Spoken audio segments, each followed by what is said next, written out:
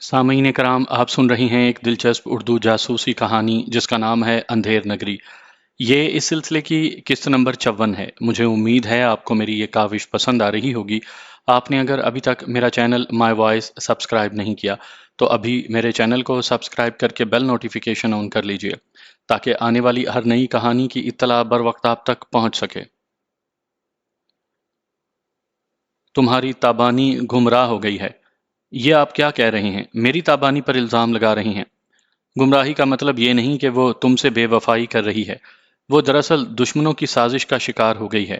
God father ہاشم نے اسے فرار ہونے کا موقع دیا تو وہ سمجھنے لگی ہے کہ ہاشم اور ڈاکٹر آمنہ اس کے ہمدرد ہیں۔ ان کی خاطر اس نے راہ تنظیم سے غداری کی ہے۔ مراد نے حیرانی سے پوچھا، راہ سے غداری؟ صرف غداری نہیں، وہ ڈاکٹر آمنہ کو اپنی امی اور اس گاڈ فادر کو انکل ہاشم کہنے لگی ہے۔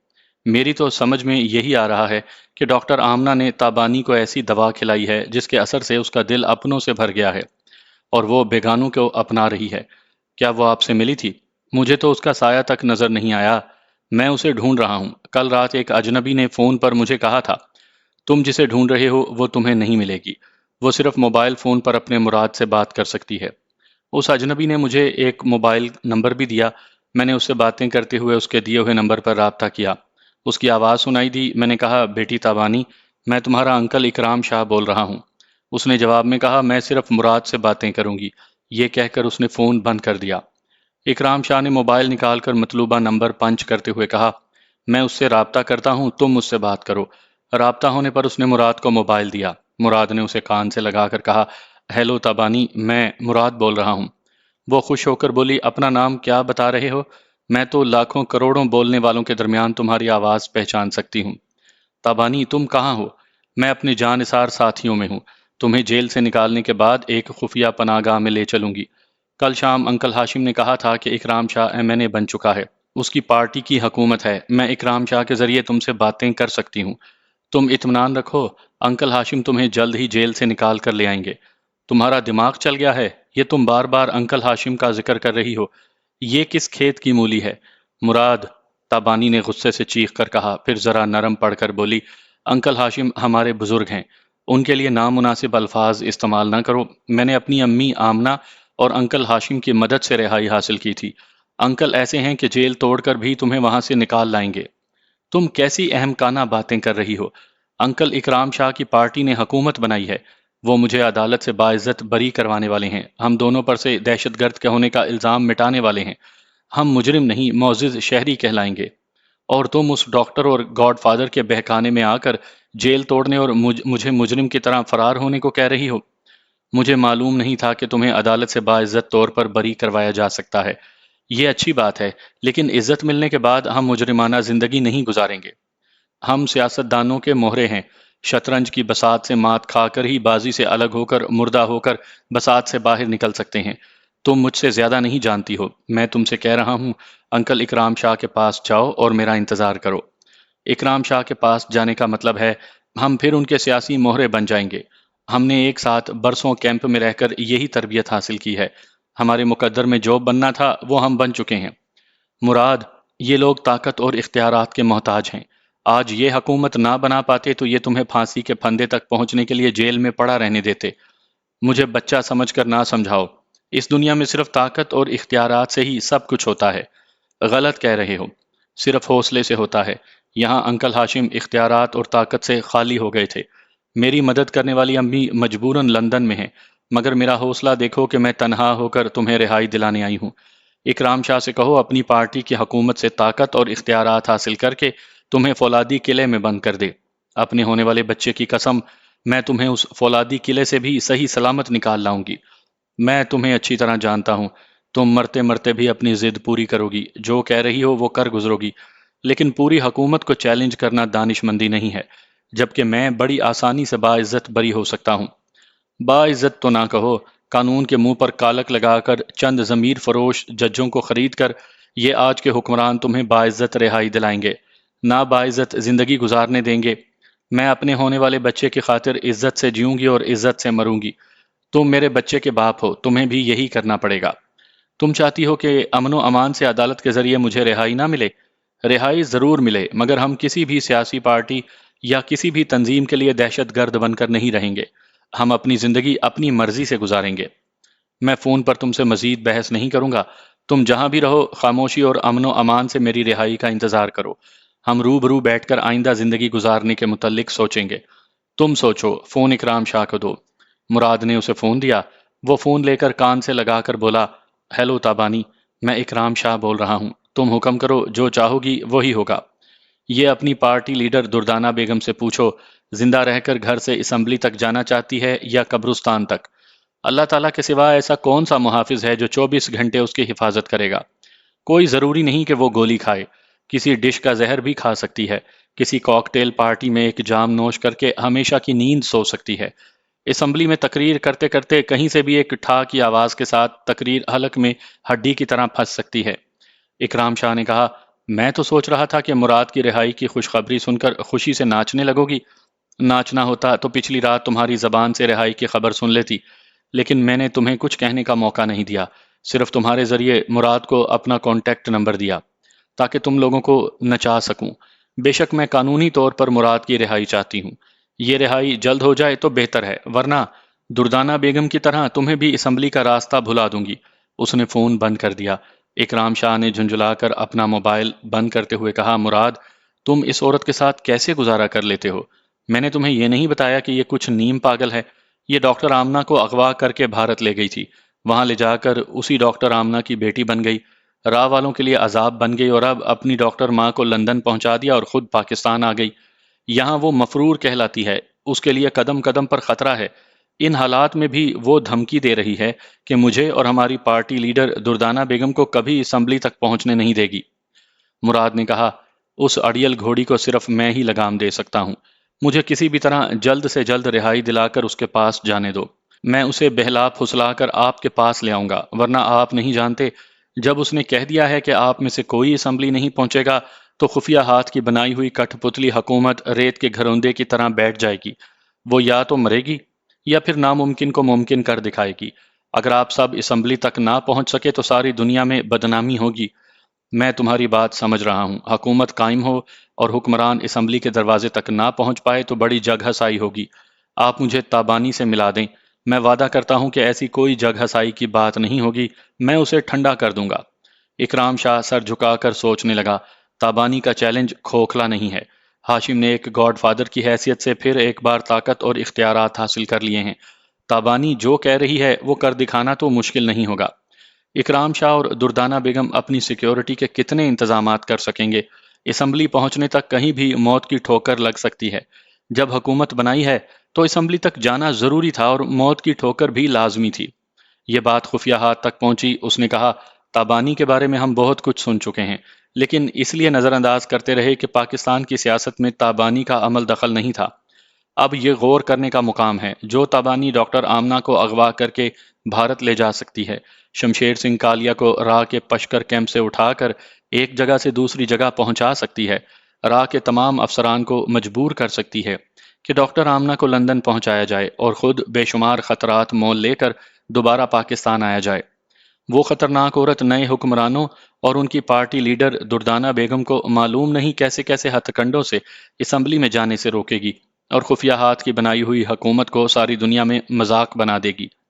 دردانہ نے پوچھا، آپ کیا حکم کرتے ہیں؟ وہ بولا، لچک پیدا کرو، مراد کو جیل سے نکال کر تابانی کو فی الحال ٹھنڈا کر دو، اس کے بعد ہم اسے دام میں لا کر پوچھیں گے کہ وہ حمزہ اور راجہ کا انجام کیوں بھول گئی تھی۔ رابطہ ختم ہونے پر دردانہ نے کہا، تابانی سے کہہ دو کہ 3 دن کے اندر مراد اس کے پاس پہنچ جائے گا۔ کوٹھی کے اندر گہری تاریکی تھی۔ میں ایک دیوار کے ساتھ لگا کھڑا تھا، میرے ہاتھ کے پاس ہی سوئچ بورڈ موجود تھا۔ میں کسی بھی بٹن کو دباتا تو کوٹھی کے اس کمرے یا کوریڈور میں روشنی ہو جاتی۔ مجھے یہی معلوم نہ تھا کہ میں کسی کمرے میں ہوں یا کوریڈور میں۔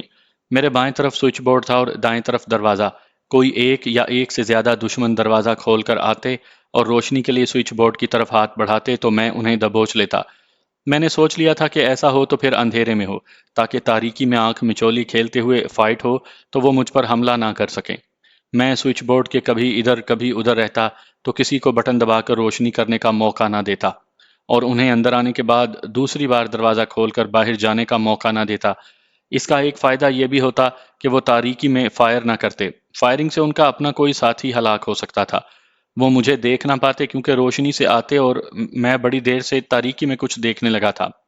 باہر سڑک کے 3-4 نیون سائن کی ہورڈنگز کی دھیمی دھیمی روشنی اس پہلے کمرے میں پہنچ رہی تھی، یعنی اب مجھے معلوم ہو گیا کہ میں کسی کوریڈور میں نہیں، کمرے میں ہوں۔ بینا مکھرجی میرے لیے میک اپ کا سامان لینے گئی تھی۔ میں اس سے یہ پوچھنا بھول گیا تھا کہ اس کوٹھی میں کوئی رات کو آتا ہے یا نہیں۔ اگر آتا ہے تو رات کو اس کوٹھی میں روشنی ہوتی ہوگی، ورنہ تاریکی رہا کرتی ہوگی، اور جہاں تاریکی رہا کرتی ہو وہاں روشنی کرنے سے آس پاس کی کوٹھیوں والے تعجب سے ادھر آ سکتے ہیں، یا جس طرح پولیس اور راہ کے افسران شلپا یا مجھے تلاش کرنے اس کوٹھی میں آئے تھے جہاں مجھے ایک کمرے میں قید کیا گیا تھا، اسی طرح وہاں سے صرف 200 گز کی دوری پر گشت کرتے ہوئے آ سکتے تھے۔ جب مجھے کمرے میں کچھ کچھ نظر آنے لگا تو مجھے آگے بڑھتے ہوئے کچھ صوفے اور ٹی وی وغیرہ دکھائی دیے۔ بالکل قریب جانے سے چیزیں دکھائی دیتی تھی۔ میں دونوں ہاتھ پھیلاتے ہوئے دوسری طرف کی دیوار تک آیا، پھر دیوار کے ساتھ لگ کر جانے سے ایک دروازہ ملا۔ میں نے اسے ٹٹول کر ہینڈل کو پکڑا، اسے دبایا تو وہ کھل گیا۔ نیون سائن کی روشنی میں ایک بیڈ روم کی جھلک نظر آ رہی تھی۔ میں نے راستہ ٹٹول کر کھڑکی کے پاس آ کر اس کے باریک پردے ہٹائے اور کھڑکی کے 2 پٹ کھولے تو اچھی خاصی روشنی اندر آئی۔ کمرے کی ہر چیز کسی حد تک نظر آنے لگ گئی۔ ڈبل بیڈ کے اوپر ایک اٹیچی رکھی ہوئی تھی، جبکہ اسے اٹیچی سٹینڈ یا الماری کے اندر ہونا چاہیے تھا۔ میں نے قریب آ کر اسے کھولا، وہ لاک نہیں تھی۔ نیم روشنی میں کچھ کپڑے، کاغذات اور ایک پاسپورٹ ملا۔ کپڑوں کی تلاشی لی تو ایک ریوالور، بلٹس کا ایک پیکٹ اور سائلنسر ملا۔ ریوالور پہلے سے لوڈڈ تھا۔ میں نے بلٹس کے پیکٹ کو سفری بیگ میں رکھا اور ریوالور کے ساتھ سائلنسر لگا لیا۔ اس تمام سامان سے ظاہر تھا کہ وہاں ایک یا ایک سے زیادہ لوگ رہنے والے ہیں۔ اٹیچی میں سگریٹ کے کئی پیکٹ اور ایک لائٹر تھا۔ میں نے اس لائٹر کو جلایا، روشنی ہو گئی۔ ایک اور دروازہ دکھائی دیا۔ میں اسے کھول کر اندر گیا، پھر ایک دم ٹھٹک گیا۔ مجھ سے ذرا دور ایک بیڈ پر ایک عورت چاروں شانے چت لیٹی سو رہی تھی۔ دروازے کے پاس لائٹر کی روشنی میں اس کا چہرہ صاف طور پر نظر نہیں آ رہا تھا۔ میں سمجھ نہیں سکتا تھا کہ وہ کون ہے۔ یہاں میری کوئی شناسا نہیں تھی۔ میں چہرہ دیکھ کر بھی شاید اسے پہچان نہیں سکتا تھا۔ میں دروازے پر سے ہی چند لمحوں تک اسے دیکھتا رہا۔ وہ بالکل ساکت پڑی ہوئی تھی۔ گہری نیند انسان کو اس طرح بے حس و حرکت کر دیتی ہے، لیکن مجھے ایسے لگ رہا تھا کہ وہاں ایک لاش پڑی ہوئی ہے۔ میں نے قریب جانے سے پہلے اس کمرے کے دوسرے دروازے کو دیکھا۔ وہ پوری طرح کھلا ہوا تھا۔ کوئی خطرہ پیش آتا تو میں وہاں سے نکل کر کوٹھی کے پچھلے حصے سے فرار ہو سکتا تھا۔ پھر دماغ میں بات آئی کہ اس کھلے ہوئے دروازے کی دوسری طرف میری دشمن میری طاق میں ہوں گے۔ میں لائٹر کو بجھا کر واپس اس کمرے میں آیا جہاں تاریکی میں دیر تک کھڑا رہا تھا۔ بہت ہی دھیمی دھیمی روشنی میں اس حد تک دکھائی دے رہا تھا کہ میں کسی چیز سے ٹکرائے بغیر دروازہ کھول کر ایک کوریڈور میں آیا۔ وہاں سے گزرتا ہوا ایک اور کمرے کے دروازے پر آیا۔ وہ بھی پوری طرح کھلا ہوا تھا۔ اندیشہ بڑھ گیا۔ میں تاریکی میں دشمنوں سے آنکھ مچولی کھیلنا چاہتا تھا۔ اب دشمن مجھ سے آنکھ مچولی کھیل رہے تھے۔ مجھے یوں لگ رہا تھا جیسے میں اندھیرے میں چاروں طرف سے گھیرا جا رہا ہوں۔ ایسے حالات میں جسمانی قوت سے زیادہ ذہانت اور مکاری کام آ سکتی تھی۔ میں فرش پر اوندھے منہ لیٹ گیا۔ چاروں ہاتھ پاؤں سے رینگتا ہوا کھلے ہوئے دروازے کی دہلیز پر آیا۔ تھوڑی دیر وہاں رک کر تاریکی میں دیکھنے کی کوشش کرنے لگا۔ کمرے میں رکھے ہوئے سامان کی جھلک دکھائی دے رہی تھی۔ یہ یقین سے نہیں کہا جا سکتا تھا کہ سامان کے پیچھے دشمن چھپے ہوئے ہیں یا نہیں۔ میں آہستہ آہستہ رینگتا ہوا دوسرے کھلے ہوئے دروازے کے قریب پہنچا۔ پتہ چلا کہ دوسرا کمرہ وہی تھا جہاں ایک عورت چاروں شانے چت لیٹی تھی۔ اب اس کی ہلکی ہلکی سی جھلک دکھائی دے رہی تھی۔ میں فرش پر سے اٹھ کر کھڑا ہو گیا۔ میرے ایک ہاتھ میں سائلنسر لگا ہوا ریوالور تھا اور دوسرے ہاتھ میں لائٹر۔ میں نے لائٹر کو روشن کرنا چاہا، اس سے پہلے ہی کوٹھی کے تمام کمرے بیک وقت روشن ہو گئے۔ تمام کمروں کے بلب اور ٹیوب لائٹس کے سوئچ پہلے سے آن تھے، پھر بھی تاریکی تھی۔ مین سوئچ کو آن کرنے سے پوری کوٹھی روشن ہو گئی تھی۔ میں نے روشنی میں دیکھا شلپا ایک لاش کی طرح پڑی ہوئی تھی۔ روشنی ہوتے ہی اس نے آنکھیں کھول دیں۔ اس کے ہاتھ میں ایک پستول تھا۔ وہ مسکرا کر بولی، تم جسمانی لحاظ سے حیرت انگیز طور پر بے انتہا طاقتور ہو، مگر عقل سے خالی ہو۔ میں تمہاری طرح احمق تو نہیں ہوں کہ ایک اٹیچی میں سائلنسر اور ریوالور رکھ دیتی۔ تمہارے ہاتھ میں ایک ناکارہ ریوالور ہے، اسے لوڈ کر کے رکھا گیا۔ اگر اسے خالی رکھا جاتا تو تم اس کے ٹریگر کو دبا کر اسے آزماتے۔ تمہیں معلوم ہو جاتا کہ ٹریگر لوز ہو گیا ہے۔ ابھی مجھے گولی مارو، پتہ چلے گا یہ ڈھیلا ہے۔ ٹریگر دبتا ہے مگر گولی نہیں چلتی۔ میں نے اس کا نشانہ لے کر ٹریگر کو نہیں دبایا۔ اس سے کہا، تم شیطان کی بیٹی ہو، یقیناً تم نے یہی کیا ہوگا۔ وہ کہے لگانے لگی۔ پھر اس نے کہا، یہ تمہاری بدقسمتی ہے کہ میری فلائٹ مس ہو گئی۔ میں اس کوٹھی میں آئی تو تاریکی میں مجھے تمہاری اور بینا کی آواز سنائی دی۔ وہ جلد واپس آنے کا وعدہ کر کے یہاں سے گئی۔ تم تنہا رہ گئے۔ میں نے سوچا ایک بھی گولی چلاؤں گی اور تم بچ جاؤ گے تو میرے لیے موت بن جاؤ گے۔ تب میں دوسرے کمرے میں دبے قدموں چلی گئی۔ میں اس کے ہاتھ میں پستول دیکھ رہا تھا۔ وہ کہہ رہی تھی کہ تم نے جو اٹیچی کھولی اسے لے کر میں ایئرپورٹ گئی تھی۔ اس کمرے میں یہ ناکارہ ریوالور تھا۔ میں نے سوچا اگر یہ سائلنسر کے ساتھ تمہارے ہاتھ آ جائے تو تم اپنا کوئی ہتھیار استعمال نہیں کرو گے۔ یہ بہتر سمجھو گے کہ بے آواز ریوالور سے دشمنوں کا خاتمہ کرنا چاہیے تاکہ باہر فائرنگ کی آواز نہ جائے۔ اسے کہتے ہیں ذہانت۔ تمہارے پاس جو پستول اور ریوالور ہوگا وہ تمہارے لباس کے اندر رہ گیا ہے، اور میری چالاکی سے پیش کیا ہوا ریوالور تمہارے ہاتھ میں ہے۔ میں نے مسکرا کر کہا، میں موت سے نہیں ڈرتا، مگر مرنے سے پہلے کچھ چالاکیاں تم سے سیکھنا چاہتا ہوں۔ یہ بتاؤ کہ میں اس دروازے پر لائٹر جلائے کھڑا تھا، تم نے مجھ پر گولی کیوں نہیں چلائی؟ وہ بولی، لائٹر کی روشنی ناکافی تھی، نشانہ خطا ہوتا تو تم بچ کر چلے جاتے، پھر میں یہ جانتی تھی کہ میرے قریب آؤ گے تو ناکارہ ریوالور ہی لے کر آؤ گے۔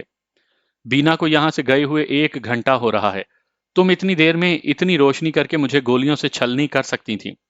میں بینا کو غداری کی سزا دینا چاہتی تھی، اس لیے تم سے دور اس کمرے میں آ گئی۔ تم اتنے قریب آ گئے ہو کہ اب بینا کا انتظار کروں گی تو خود ماری جاؤں گی۔ شلپا، اب میں بتاؤں کہ تم نے مجھے بالکل ہی عقل سے پیدل سمجھا ہے۔ کیا مجھ میں اتنی سی بھی عقل نہیں کہ آدمی کو پرائی چیز پر بھروسہ نہیں کرنا چاہیے؟ میں نے تمہاری اٹیچی سے صرف سائلنسر لیا ہے، ریوالور میرا اپنا ہے۔ ذرا اسے غور سے دیکھو اور یہ بھی سوچو کہ تمہارے کہنے کے باوجود میں نے آزمائش کے طور پر ٹریگر کو کیوں نہیں دبایا۔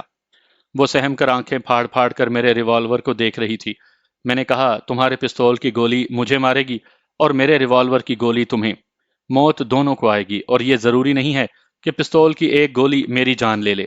بینا آتے ہی مجھے ہسپتال آپریشن کے لیے لے جائے گی، تمہارا کیا بنے گا؟ بات ختم ہوتے ہی ایک ریوالور کی نال میری گردن سے آ کر لگی۔ ایک مردانہ بھاری بھرکم آواز سنائی دی، ڈونٹ موو، میڈم اکیلی نہیں ہے، تم اس کوٹھی کا مین سوئچ آن کرنے والے کو بھول گئے تھے۔ میں نے ہنستے ہوئے شلپا سے کہا، کس پاگل کے بچے کو باڈی گارڈ بنا رکھا ہے؟ نہیں جانتا کہ میں اتنا جی دار ہوں کہ گولی کھا کر فوراً مروں گا نہیں، تم پر بھی گولیوں کی بوچھاڑ کروں گا۔ اسے اپنے پاس بلاؤ اور حکم دو کہ اپنا ہتھیار میرے قدموں میں پھینک کر سامنے آ جائے۔ شلپا نے اسے حکم دیا۔ وہ ریوالور میرے قدموں میں ڈال کر سامنے بیڈ کے پاس آیا۔ میں نے کہا، آرام سے بیڈ پر اپنی ملکہ عالیہ کے ساتھ بیٹھو۔ وہ ہچکچانے لگا۔ میں نے سختی سے کہا، کم آن، بیٹھ جاؤ۔ وہ بیٹھ گیا۔ میں نے شلپا سے کہا، ہتھیار ڈالو گی یا ہم دونوں ایک دوسرے کی گولیوں سے مریں گے؟ ویسے میں وعدہ کرتا ہوں پستول پھینک دو گی تو تمہیں گولی نہیں ماروں گا۔ اس نے مجبور ہو کر پستول میرے سامنے پھینک دیا۔ میں نے فرش پر پڑے ہوئے پستول اور ریوالور کو اٹھاتے ہوئے کہا، میدان جنگ میں آنے سے پہلے اپنے مقابل کے بارے میں اچھی طرح معلومات حاصل کر لینی چاہیے۔ کیا تم نے اتنی عام سی بات معلوم نہیں کی کہ بھارت آنے سے پہلے میں ذہانت، چالاکیوں اور مکاریوں کی تربیت کیپٹن امیر حمزہ سے حاصل کرتا رہا ہوں؟ اب تم بھی کچھ چالاکی سیکھو۔ یہ ریوالور اور سائلنسر یہ وہی فالتو سامان ہے جسے تم نے میرے ہاتھوں میں پہنچایا تھا۔ شلپا نے حیرانی اور بے یقینی سے اپنے سامنے پڑے ہوئے ریوالور اور سائلنسر کو دیکھا، پھر اسے اٹھا کر اس کے ٹریگر کو بار بار دبایا۔ وہ دبتا گیا مگر ایک بھی گولی نہیں چلی۔ شلپا کے ہاتھ ڈھیلے پڑ گئے۔ ریوالور بستر پر گر پڑا۔ میں نے فوجی انداز میں سلوٹ کرتے ہوئے کہا، میں استاد محترم کیپٹن امیر حمزہ کو سلام کرتا ہوں۔ شلپا میرے دل کی بات نہیں سن سکی تھی۔ اس نے تو یہی دیکھا کہ میں اس کے سامنے کھڑا سلوٹ کر رہا تھا۔ وہ حیران بھی ہوئی اور خوش بھی کہ میں اس پر غالب آنے کے باوجود اسے سلوٹ کر رہا ہوں۔ بعض اوقات انسان خوش فہمی میں مبتلا ہوتا ہے کہ اس سے سبقت لے جانے والا اس کی برتری کو سلام کر رہا ہے۔ شاید سبقت لے جانے والے کا احساس کمتری اسے جیتنے کے باوجود سلام کرنے پر مجبور کر رہا ہے۔ وہ بولی، میری طرح تم بھی طاقتور ہو، جسمانی طور پر، اور میرے وسیع ذرائع اور اختیارات کے بل پر تم میرے برابر ہو۔ آئندہ ہم دونوں ایک ہو کر بہت بڑی طاقت بن جائیں گے۔ میں نے کہا، کتے کی بچی، میں تجھے نہیں، اپنے ان استاد محترم کو سلام کر رہا ہوں جو خفیہ ہاتھ کے بھی باپ ہیں۔ ویسے میں نے وعدہ کیا تھا کہ تم اپنا پستول پھینک دو گی تو میں تمہیں زندہ چھوڑ دوں گا۔ وہ بولی، دلیر مسلمان جو زبان دیتے ہیں اس پر قائم رہتے ہیں۔ بے شک میں اپنی زبان پر قائم رہوں گا۔ تم زندہ رہو گی، لیکن یہ تو وعدہ نہیں کیا تھا کہ تم اپنے باپ کی طرح دونوں پاؤں سے اپاہج نہیں ہو سکو گی۔ وہ سہم کر بولی، کیا کہہ رہے ہو؟ تم نے کہا تھا کہ مجھے گولی نہیں مارو گے۔ گولی مارنے کا مطلب یہ نہیں ہے کہ جان سے ماروں گا۔ اگر تم بات پکڑ رہی ہو تو چلو، تم پر گولی نہیں چلاؤں گا، تمہاری ایک ٹانگ کی طرح دوسری ٹانگ کو بھی اپنے دونوں خالی ہاتھوں سے توڑ دوں گا۔ وہ خوف زدہ ہو کر اپنے باڈی گارڈ کو دیکھنے لگی۔ میں نے گارڈ کو گولی مار دی۔ شلپا نے اطمینان کی سانس لے کر اپنے گریبان کی زپ کو پکڑ کر ذرا نیچے کیا۔ اس کے سینے پر ایک چھوٹا سا کاغذ چپکا ہوا تھا، اس پر لکھا تھا، میں اصل شلپا نہیں ہوں۔ وہ بیڈ پر کھسکتے ہوئے بیڈ کے سرے پر آئی، پھر پہلے کی طرح اونچی آواز میں بولی، میں مانتی ہوں تم غیر معمولی طور پر طاقتور ہو، اپنے ہاتھوں سے میرے پیر کی ہڈی توڑ سکتے ہو، مگر یہ مردانگی نہیں۔ پھر وہ بالکل ہی دھیمی آواز میں بولی، شلپا چھپی ہوئی ہے، میں اس کے گن پوائنٹ پر ہوں۔ وہ دوسری بار اونچی آواز میں بولی، اگر وعدہ کرو کہ مجھے زخمی بھی نہیں کرو گے تو میں را کے خلاف ایسے اہم راز تمہارے حوالے کر دوں گی جن کے باعث را والے تمہارے ہاتھوں کی کٹ پتلی کی طرح ناچیں گے۔ اصل شلپا کو نہیں معلوم تھا کہ وہ تمام راز ہم نے چرا لیے ہیں۔ وہ اصلی شلپا کو سنانے کے لیے اونچی آواز میں بولتے وقت مجھے آنکھ مار چکی تھی۔ میں نے انجان بن کر پوچھا، وہ تمام اہم راز کہاں ہیں؟ جہاں میں نے تمہیں قید کیا تھا اس کے دوسرے کمرے میں، یعنی میرے بیڈ روم میں ہیں۔ ہمیں یہاں سے پھر واپس وہیں جانا ہوگا۔ میں وہ تمام راز حاصل کرنے کے لیے ضرور وہاں جاؤں گا، میرے آگے آگے چلو۔ وہ دھیمی آواز میں بولی۔ شلپا نے تاکید کی تھی کہ میں اس کی طرح لنگڑا کر چلوں۔ وہ ذرا لنگڑاتے ہوئے میرے آگے چلنے لگی۔ کمرے کے باہر آ کر دھیمی آواز میں بولی، چور دروازے والے کمرے میں ایک ہی بلب ہے، وہاں پہنچتے ہی بلب کو گولی مار کر توڑ دینا، پھر ہم مین سوئچ کو آف کر کے پوری کوٹھی میں اندھیرا کر دیں گے۔ میں نے تائید کی، جب تمام اہم راز ہمارے پاس ہیں تو ہم واپس وہاں جا کر وقت ضائع نہیں کریں گے۔ میں نے چور دروازے والے کمرے میں پہنچ کر دیکھا، وہاں ایک بلب روشن تھا، اس سے کچھ فاصلے پر مین سوئچ نظر آ رہا تھا۔ اگر میں تاریکی کیے بغیر مین سوئچ بند کرنے جاتا تو کہیں چھپی ہوئی اصلی شلپا ہم پر گولیاں چلا سکتی تھی۔ اب تک اس نے بینا کو میرے سامنے پیش کر کے گن پوائنٹ پر رکھا تھا۔ وہ مجھے ہلاک کر کے اپنے باپ کالیا کے لیے پرابلم پیدا نہیں کرنا چاہتی تھی۔ میں نے فوراً ہی بلب کا نشانہ لے کر فائر کیا۔ گولی چلنے کی آواز کے ساتھ ہی کمرے میں تاریکی ہو گئی۔ میں نے اس کا ہاتھ پکڑا اور دوڑتا ہوا مین سوئچ کے بورڈ کے پاس آ کر اسے بند کر دیا۔ اس کے بعد پوری کوٹھی تاریک ہو گئی۔ میرا ہاتھ چھوڑو اور دیوار سے لگ کر اپنے بائیں طرف چلو، میں تمہارے ساتھ چلتی رہوں گی۔ چور دروازہ اگرچہ روشنی میں نظر نہیں آتا ہے، اسے کھولنے کی ٹیکنیک میں جانتی ہوں۔ مجھے ایک دم شبہ ہوا، چور دروازہ اگرچہ روشنی میں بھی نظر نہیں آتا تھا، لیکن میں نے ایک بار بینا کے ساتھ باہر آ کر اسے یاد رکھا تھا کہ وہ کدھر ہے، اور ابھی بلب توڑ کر اندھیرا کرنے سے پہلے بھی دروازہ نظر نہ آنے کے باوجود میری یادداشت نے بتایا تھا کہ وہ چور دروازہ کدھر ہے۔ یعنی مجھے وہاں تک پہنچنے کے لیے دائیں دیوار سے لگ کر جانا چاہیے تھا، جبکہ وہ مجھ سے ہاتھ چھڑا کر بائیں طرف کو چلنے کو کہہ رہی تھی۔ ہو سکتا ہے وہ غلطی سے ایسا کہہ رہی ہو، اصلی چھپی ہوئی شلپا سے خوف زدہ رہنے کے باعث کچھ بدحواس ہو گئی ہو، لیکن مجھے سب سے پہلا سبق یہی سکھایا گیا تھا کہ میں اپنے سائے پر بھی بھروسہ نہ کروں۔ میں نے اس کا ہاتھ نہیں چھوڑا۔ ہاتھ چھوڑتے ہی وہ تاریکی سے فائدہ اٹھا کر چور راستے سے باہر نکل سکتی تھی۔ میں نے کہا، تمہارا ہاتھ چھوڑوں گا تو تاریکی میں بھٹک جاؤں گا، آگے بڑھو، میں تمہارے ساتھ ہی دیوار سے لگ کر چلوں گا۔ اوہ، تم سمجھتے نہیں ہو، دروازہ کھولنے کی ٹیکنیک ایسی ہے کہ دونوں ہاتھوں سے کھولنا ہوگا۔ جب ہم دیوار سے لگ کر چل رہے ہیں تو ہاتھ پکڑنے کی ضرورت ہی نہیں، ایک شرط پر ہاتھ چھوڑوں گا۔ کیا مجھے دشمن سمجھ کر شرط منوا رہے ہو؟ میں دوست بن کر ایک پیار بھری شرط ماننے کو کہہ رہا ہوں۔ تمہاری پیار بھری ہر شرط منظور ہے، بولو کیا شرط ہے؟ تم نے شلپا کی قید سے نکالتے ہی مجھے ایک پیار بھری گرمی دی تھی، میرے ہونٹوں پر اب تک اس کی آنچ آ رہی ہے۔ بس میری جان، میرے ہونٹوں پر وہی انگارہ دہکا دو۔ وہ دھیمی ہنسی کے ساتھ بولی، تم بڑے وہ ہو۔ اس کا ہاتھ میری گرفت میں تھا۔ وہ دوسرا ہاتھ میرے شانے پر رکھ کر اپنا چہرہ میرے چہرے کے قریب لائی۔ میں نے اس کے سانسوں کی گرمی محسوس کرتے ہی اسے ہولے سے دھکا دے کر پیچھے ہٹا کر کہا، تمہارا یہ ہاتھ میری گرفت میں رہے گا یا میں مین سوئچ آن کر کے روشنی کروں۔ تم بینا نہیں، شلپا ہو۔ یہ کیا کہہ رہے ہو؟ اندھیرے میں اپنی بینا کو نہیں پہچانتے؟ پہچان لیا ہے، بینا سے میرا کوئی رومانی تعلق نہیں، وہ میرے کام آ رہی ہے، میں اس کے کام آ رہا ہوں۔ وہ تمہاری وفادار رہتی، مگر تمہارے شیطان باپ نے اسے بیٹی کی ہم شکل بنا کر بیٹی کہنے کے باوجود اس کی عزت سے کھیلنا چاہا، مگر خوش قسمتی سے وہ بچ گئی۔ اسے تمہارے لاکھوں روپے کے مقابلے میں اپنی آبرو عزیز ہے۔ وہ حالات سے مجبور ہو کر مجرم بن گئی، لیکن گناہ گار نہ بن سکی۔ اگر تم بینا ہوتی تو میری ایک کال پر کال گرل کی طرح یوں میرے قریب نہ آتی۔ وہ اپنا ہاتھ چھڑانے کی کوشش کرنے لگی۔ میں نے پوچھا، ہاتھ چھڑا کر کہاں جاؤ گی؟ کیا اب بھی تمہارے فرار کا راستہ رہ گیا ہے؟ اتنا تو یقین ہے کہ تم اپنی زبان پر قائم رہو گے، مجھے گولی نہیں مارو گے۔ ابھی تمہارے جھوٹ بولنے اور فریب دینے سے پہلے میں نے وعدہ کیا تھا۔ وعدے کا مطلب یہ نہیں ہوتا کہ سچی زبان پر قائم رہنے والے کو بار بار دھوکے دیتی رہو۔ اندر چور دروازے کے قریب بینا کی آواز سنائی دی، فرمان۔ جب تک کوٹھی میں روشنی رہی میں چھپ کر شلپا کی تمام حرکتیں دیکھتی رہی۔ یہ میری واپسی کا انتظار کر رہی تھی۔ اس نے اپنے ایک مسلح ماتحت کو باہر چھپا رکھا تھا تاکہ وہ مجھے گولی مار دے یا مجھے اس کے سامنے پکڑ کر لے آئے، لیکن میں کوٹھی کے پچھلے دروازے کو ذرا سا کھلا دیکھ کر محتاط ہو گئی۔ وہ مسلح ماتحت جہاں چھپا ہوا تھا وہاں میں نے پیچھے سے اس پر حملہ کیا، اس سے گن چھین کر معلوم کیا شلپا اپنے ایک باڈی گارڈ کے ساتھ یہاں ہے۔ میں نے گن کے دستے سے اس کو مار کر بے ہوش کر دیا ہے۔ باہر کوئی خطرہ نہیں ہے، شلپا ادھر چور دروازے تک نہیں آ سکے گی، تم اسے باہر لے چلو۔ میں اسے کھینچتا ہوا باہر لایا، بینا بھی ہمارے پیچھے آئی۔ اس نے کہا تم اپنی زبان پر قائم رہو، گولی نہ چلانا، میں چلاؤں گی۔ اسے زندہ چھوڑا گیا تو یہ بھید کھول دے گی کہ تم ایک ہم شکل شلپا کے ساتھ فرار ہو گئے ہو۔ شلپا نے کہا میں قسم کھاتی ہوں بھید نہیں کھولوں گی۔ میں تمہارے باپ کی کمینگی کو دیکھ چکی ہوں، تمہیں بھی اچھی طرح جانتی ہوں۔ تمہاری موت کے بعد تمہارے باپ کالیا اور دوسرے وفادار میرے ماں باپ اور بہن بھائی کو ہلاک نہیں کر سکیں گے، میں ان کی حفاظت کروں گی۔ وہ گڑ گڑانے لگی، اپنی زندگی کی بھیک مانگنے لگی۔ بینا نے ریوالور سے نشانہ لے کر تڑ تڑ اس کے چہرے پر گولیاں مار دیں۔ گولیوں نے اس کے چہرے کو یوں چھلنی کر دیا کہ آئندہ کوئی اس کی صورت نہیں پہچان سکتا تھا۔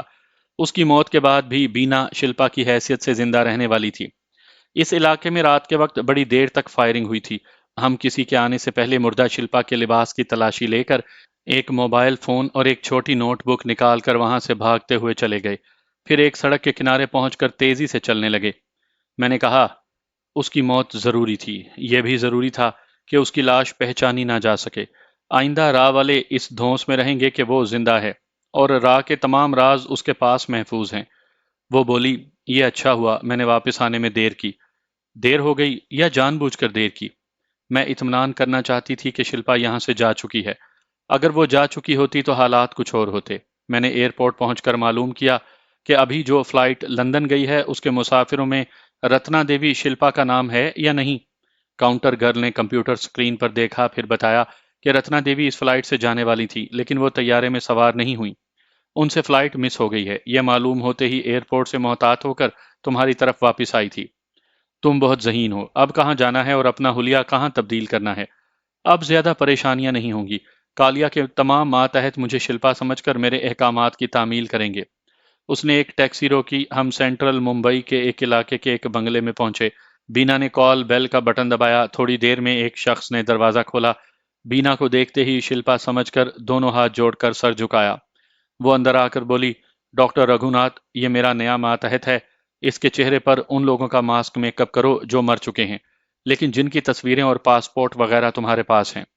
اس نے ایک البم مجھے دی، میں نے ایک جوان کی تصویر پسند کی۔ وہ بولی ہاں یہ ٹھیک ہے ڈاکٹر، اپنی مہارت دکھاؤ، بالکل ایسا جوان اسے بنا دو، میں اس کے کاغذات چیک کر رہی ہوں۔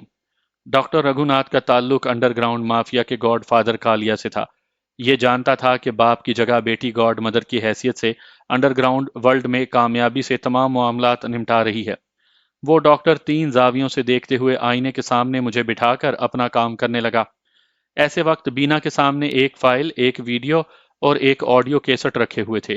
وہ فائل کھول کر پڑھتی ہوئی مجھ سے کہہ رہی تھی جس جوان کا ماسک تمہارے چہرے پر لگایا جا رہا ہے اس کا نام رنجن ورما تھا۔